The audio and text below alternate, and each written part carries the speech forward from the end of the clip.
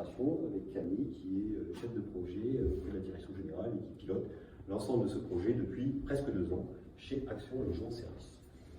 Bonjour à tous. Donc, avant de vous parler comment on l'a déployé au sein d'Action Logement Service, je voulais vous présenter un petit peu à quoi ça ressemble Canao, donc l'outil de guidage et d'adoption digitale. Donc, comme le disait Patrick, Canao, c'est une surcouche qui vient par-dessus comme un calque n'importe quelle application ou n'importe quel site internet. Donc là, vous voyez que Canao, c'était la petite boussole qui était en bas à droite pour vous. C'est toujours le même logo chez nous. On a différents chefs de métier qui implémentent Canao sur leurs applications. On a fait ce choix d'organisation. Après, dans certaines entreprises, il y a un référent Canao qui déploie pour toutes les applis. Nous, c'est par groupe métier. Et nous, notre travail, c'était de leur dire on va harmoniser les pratiques pour que le collaborateur, quand il voit la boussole, il sait que c'est une aide. Donc les codes couleurs, tout ça, tout ce qui est charte graphique, c'est adaptable à l'application, mais également à votre charte graphique personnelle. Et nous, on a juste donné des grandes lignes à suivre, c'est toujours écrit, laissez-vous guider, etc. Ensuite, là, sur un SIRH, c'est Euroquartz, mais ancienne version. La vidéo date un petit peu. Vous voyez dans le menu, on a les guidages. Donc je souhaite être guidée, je vais demander déclarer mon télétravail, présentation. Donc ça c'est présentation de la fonction mes demandes, c'est ce qu'on est en train de déployer. Ce qui est derrière comme vidéo, c'est un petit peu le tour opérateur de qu'est-ce que c'est que présenter ma demande. On a mis le lien aussi, je rencontre une difficulté, ce sont des liens vers des webinaires ou vers un mail automatique qui s'ouvre automatiquement vers notre support informatique. Et comme on a plusieurs outils RH, pour éviter de sortir de celui-là, pour aller le chercher, cliquer, etc., on a les liens directement. Donc voilà, donc vous voyez comment ça se présente, c'est les petits pop-up qui s'ouvrent ici. Donc là, c'est pas un guidage, c'est plutôt un onboarding de l'application. On voit qu'on a grisé ce qui ne nous intéresse pas et on met en surligné de lumière, on va dire, tout le focus. Et quand c'est des choses sur lesquelles il faut cliquer, évidemment, la zone est beaucoup plus circonscrite. Donc ça, on peut faire des informations. Donc là, vous voyez, quand il y a une action, on a décidé de mettre une petite flèche avec des petites étoiles, et le collaborateur doit cliquer, doit faire une action pour pouvoir avancer ses slides. Donc clairement, ça peut être utilisé Canao donc pour faire des guidages, pour faire une présentation d'un nouvel outil, pour un nouvel arrivant, une présentation de l'outil, d'un outil déjà existant. Également, ça peut être utilisé pour mettre des informations obligatoires parce qu'il y a plusieurs fonctionnalités, soit des petites pop-up, soit des petites pastilles sur lesquelles il faut cliquer volontairement. Et on peut rendre obligatoire un affichage, c'est-à-dire que l'affichage ne part que si le collaborateur ferme cet affichage. Donc quand on veut vraiment toucher l'ensemble des collaborateurs, c'est un outil qui est intéressant.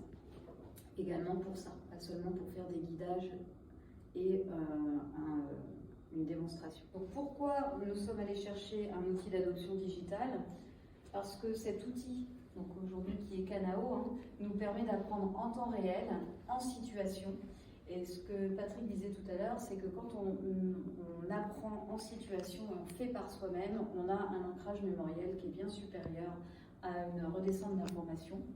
Ça permet donc d'accélérer l'onboarding des collaborateurs, que ce soit des nouveaux collaborateurs, des collaborateurs en évolution ou des évolutions fonctionnelles ou de métier. Et donc ça facilite l'utilisation des applications métiers.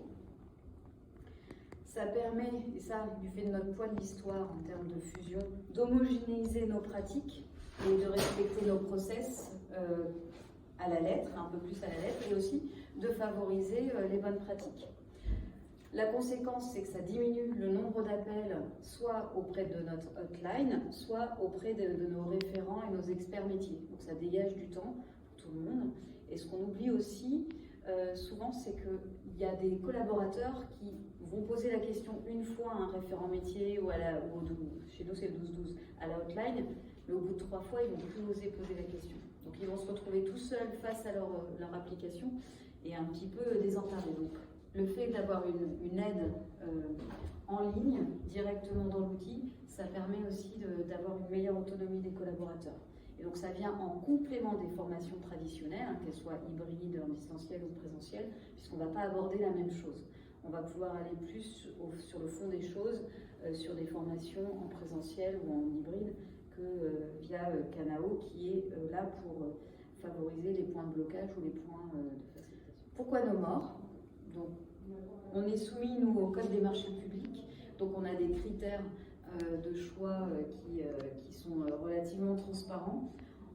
No More a remporté, on va dire, la timbale parce qu'ils avaient une qualité technique de la solution, donc ça c'est un petit peu le minimum.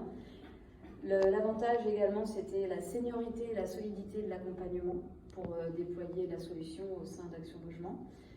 Un avantage financier face à leurs concurrents et une solution de reporting qui nous paraissait complète.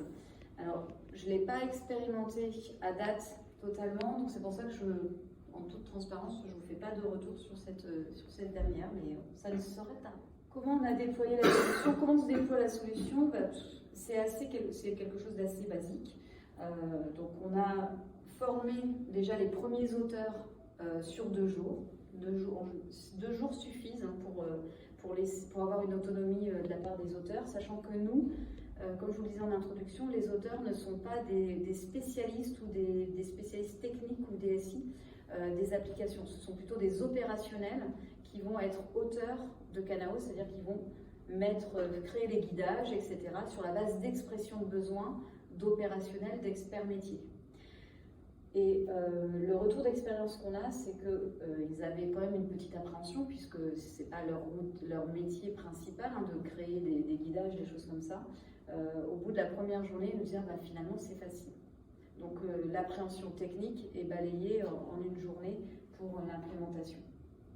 Donc la base hein, du travail, c'est le travail préparatoire de l'expression de besoin de ce qu'on veut mettre, ce qu'on veut faire avec Kanao.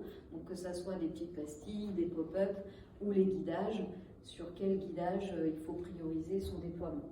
Et ensuite, il y a une mise en production classique avec une communication sur le sujet. Comment c'est organisé au sein d'Action Logement Service? Donc déjà, c'est un projet qui avait comme sponsor la Direction Générale Adjointe, en charge de la transfo et de l'organisation, pour avoir un appui fort et surtout un appui transverse du déploiement sur le maximum d'applications. Donc on a des référents et des experts métiers qui vont s'occuper de l'expression de besoins et certaines personnes vont être dédiées pour implémenter, pour être auteurs.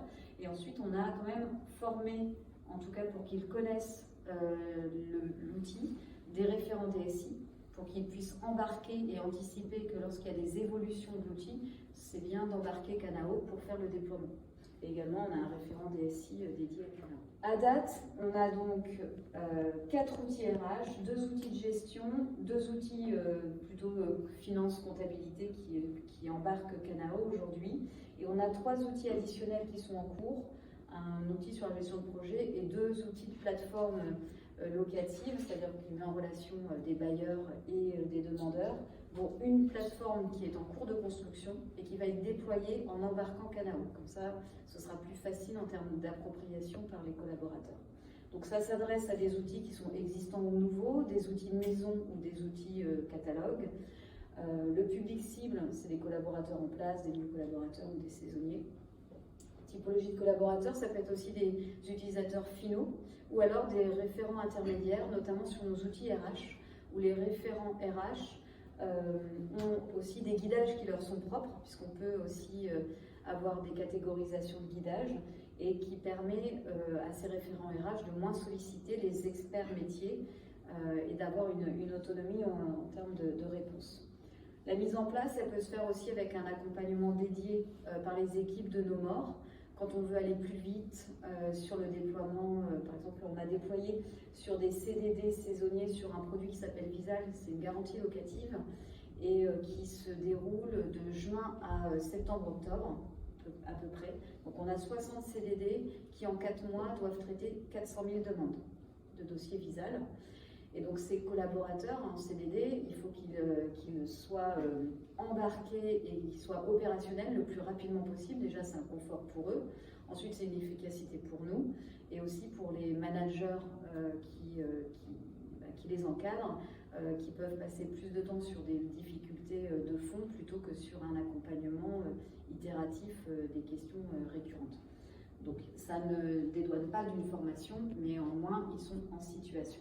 Donc pour ce cas-là, on a fait appel à de la sous-traitance et auprès de nos morts qui nous a accompagnés pour déployer, pour être prêts le plus vite possible. Parce que là, si on livrait la solution en juillet, c'était presque trop tard. La satisfaction, clairement, sinon je ne serais pas là, on l'a. Côté manager, expert métier, donc un résumé de ce qu'on s'est dit, c'est qu'on a un onboarding qui est optimisé, une meilleure autonomie des équipes, une expérience numérique qui est améliorée puisqu'on est en situation, donc ça pour nous c'est un vrai confort. Et côté utilisateur, pour eux c'est transparent. Si on ne leur avait pas expliqué que c'était Kanao, pour eux ça fait partie de la solution et de l'application. C'est fluide. Si jamais il y a des petits ralentissements ou des axes d'amélioration, de toute façon, il y a la possibilité à la fin du guidage de mettre en place un feedback. Et donc le gros avantage en termes de transparence et de facilité d'utilisation, c'est qu'on ne sort pas de l'application. Dans l'application, on peut mettre aussi des liens dans le guidage même vers des vidéos ou vers des guides, des modes opératoires classiques. Donc là, la personne ne va pas aller ressortir de l'outil, chercher où est-ce qu'il est, etc. dans les process. Et côté auteur, je vous l'ai dit tout à l'heure, c'était simple d'appropriation, même pour des personnes qui n'ont pas de bagage technique, on va dire, aux outils informatiques.